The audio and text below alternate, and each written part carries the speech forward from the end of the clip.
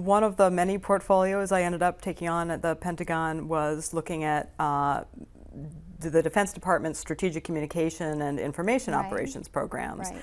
And that was an area too where, who knew, the Defense Department was doing pretty much everything you could think of, from sponsoring peace concerts in Africa to producing soap operas and comic books, and also doing some more stuff that's in the covert realm designed to influence. And I was both, again, impressed by this range of projects and impressed by many of the people I met, and yet also couldn't help but think, why is the Pentagon doing some of this stuff? And that was certainly the attitude of many of my colleagues from the State Department at the time, who would come over and would get quite angry and would say, why are you people doing this stuff?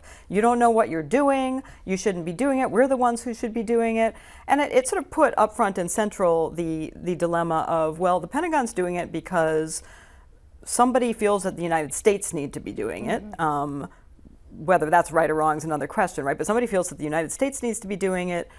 The civilian agencies, state, USAID, have in many ways been defunded for a period of many, many decades, and have really lost a lot of their ability to put programs on that they might have had during the peak of the Cold War, for instance. Which means that the White House and Congress turn to the military, because the military's big and it's got people who you can send anywhere in the world on very short notice, and they don't get to say, no, I don't feel like going to Iraq, or I don't feel like doing it. They just have to do it. That's not true of the civilian agencies. So it turns into a vicious circle where the more we look around and we say, wow, it's a complex world, threats don't come neatly packaged, they're not just coming from foreign militaries, they're coming from cyberspace, they're coming from terrorism, they're coming in the future from bioengineered viruses or who knows what. Well, if we want to respond and if we want to be preventing conflict, then the United States has to be doing everything. We have to be addressing the root causes of terrorism. We have to be looking at political repression. We have to be looking at economic development. We have to be looking at the information domain and cyberspace.